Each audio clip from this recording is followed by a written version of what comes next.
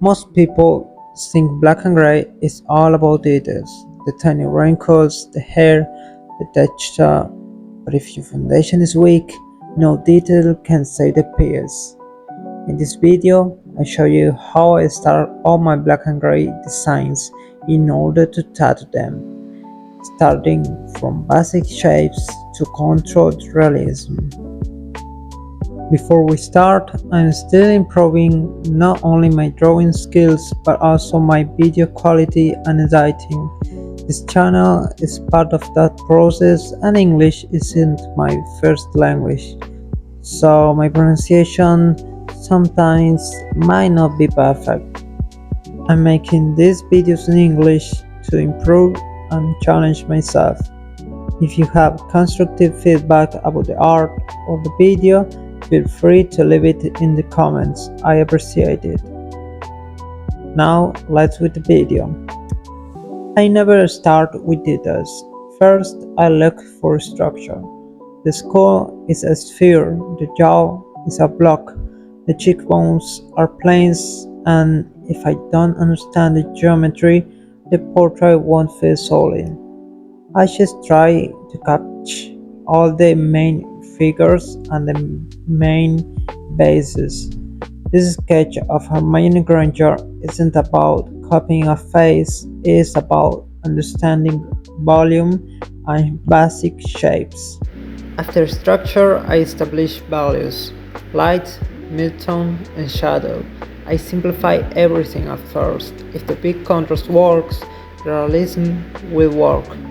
Black and gray is like sculpting with graphite. You're shaping light, not just drawing lines. Before thinking about the eyes, the lips, or small textures, I focus on the main shapes of the face, the overall silhouette, the angle of the jaw, the width of the cheekbones, and if the big structure is wrong, you need to understand that no amount of detail will fit it. So at this stage, I'm not trying to draw a perfect nose or a perfect shaped lips. I'm trying to capture the exact shape of the head and how light moves across it. Only when the main forms feel solid, I just start to define. On the other hand, lettering requires a completely different mindset. Before I even think about style, I think about structure. A lettering piece has to work as a whole composition, not just as individual letters. The first thing I consider is readability. If the word isn't clear from a distance, it won't work as a tattoo, especially over time. Then I focus on spacing. The negative space between letters is just as important as the letters themselves. Too tight and it feels heavy, too wide and the composition falls apart. Another really important thing that as a tattoo or tattoo artist we need to be conscious is that not every design starts with a full plan. Sometimes it starts with instinct. This frog piece was more intuitive. I wasn't chasing a parallelism or something perfect.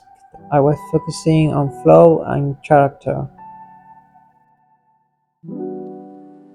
When I sketch like this, I let the shapes guide me first. I don't force details too early. I search for movement in the silhouette.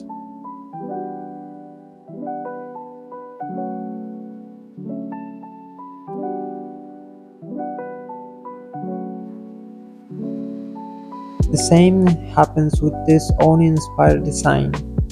This is something that I made thinking about some kind of a ghost Oni, and it is some more aggressive or dark than common, but structure still comes first, even in design like this. The horns, the jaw, and expressions, they are all the base that we need to start the design.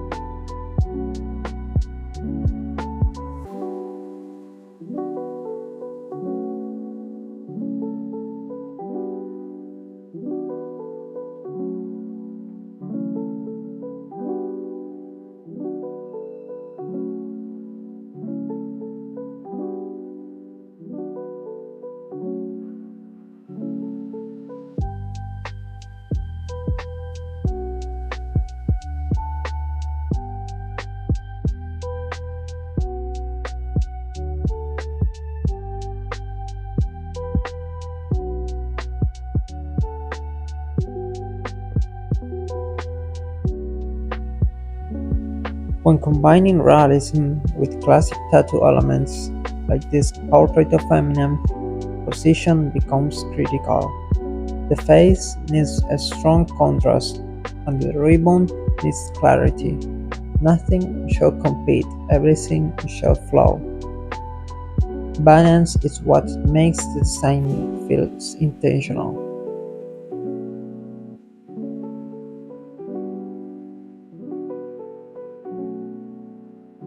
All of these pieces are studies. They are training, structure, values, and control. Because when fundamentals are strong, this becomes possible. This portrait wasn't about copying a photo, it was about understanding planes, light, and patience. Realism isn't magic, it is structure refined over time. I'm still learning, I'm still studying, I'm still improving, but every design starts with the same way: shapes first and details later. Again, thank you so much for watching the video. If you found this content helpful, feel free to leave a comment or share your thoughts. Liking and subscribing really helps the channel grow and motivates me to keep improving both my arts and these videos. You can find me in Instagram as Looking Tattoo, and I hope you enjoy the content.